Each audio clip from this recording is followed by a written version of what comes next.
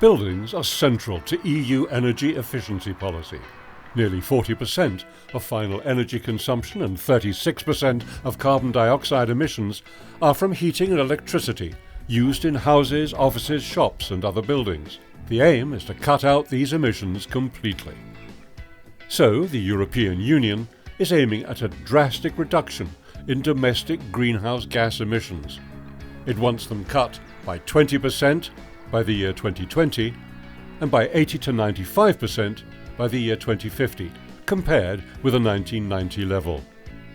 So, is it possible to have zero-emission buildings or even zero-emission neighbourhoods? Two concerto communities have found very different ways of reaching this goal. Cloughjordan in North Tipperary in Ireland and Milton Keynes in the UK. To this day, around 50 houses have been built with CO2-friendly solar and wood chip heating in Cloughjordan.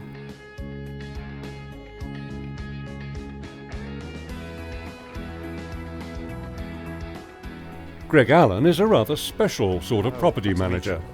He's the founder of the first eco-village in Ireland.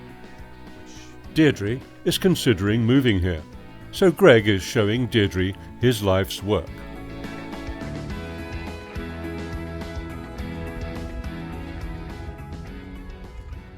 The first element obviously is the performance of the building, that it performs very well so that you minimise your use of energy.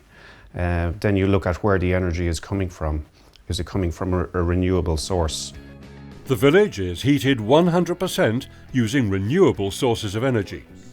Each building has an 800-litre heat storage tank supplied by a solar and biomass district heating system, which has been co-funded by the European Union. This solar district heating system reduces the emissions from energy use to almost zero. What's special about the village is not only its so-called bottom-up approach, since it has been created from inside the community itself. It also focuses on embodied emissions. Then you look at the actual materials, the materials that are in the house. How far have they travelled? What is the embodied energy that has gone in to make those materials? The houses must be built from natural materials and must be heated in such a way as to cause an absolute minimum of CO2 emissions. This means that they're all with nearly zero-emission houses, and that means that they emit very little carbon. I think this eco-village is hugely interesting to me because it's a model for living and building in a different way to what we have done before, especially in Ireland. So this is an example of a type of house that you can build here. So yes, this is cob. This is subsoil mixed with straw. And this is the material that I built the walls with. The subsoil actually came from the foundations. So it has a very low embodied energy. It has a very high thermal mass. So it's very good at storing the heat. Cob is a natural heat accumulator. Along with walls that are 60 centimetres thick, it helps to retain heat in the house, which helps using less energy and lowers CO2 emissions. These are the windows. They are double glazed windows. They are argon filled and they are very good, very low U value. All of the materials in his home have been locally sourced and are completely natural and untreated. It's an ancient way of building houses. It's been around for hundreds of years. So what I was looking at is that how could you use this old form of construction in a modern context and make the house as efficient as possible. All my window boards and timber in the house is actually used from the forest locally.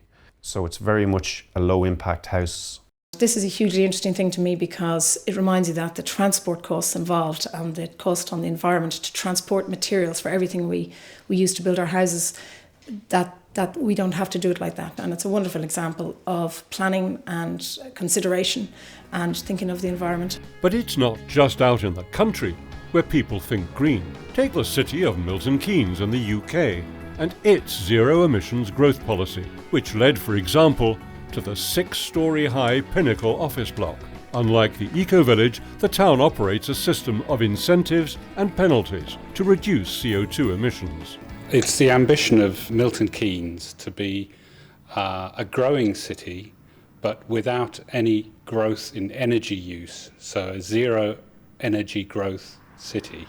To achieve this, the town has a rule that buildings with more than 1,000 square metres of floor space and a complex of more than 4 buildings may not produce any emissions in use. Otherwise, the developer has to make payments into the city's carbon offset fund. Good enough is not just good enough.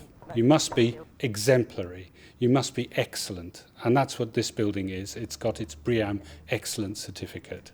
It may earn praise and high sustainability ratings, but the pinnacle still has to pay a charge, albeit a small one. It does emit a small amount of CO2. The revenue the Town Council collects from this charge is invested in renovating the town's social housing. To the right, we have old and drafty housing, and to the left, we have renovated and fully insulated housing. Saving energy in the home benefits above all lower income families. Back in the eco-village in Ireland, at Friday's meeting, the main topic over a shared meal is sustainable building. And after a day spent looking round the village, Deirdre's mind is made up. I think this is somewhere that I could definitely see myself and my family moving to. So I'd be absolutely delighted to move here.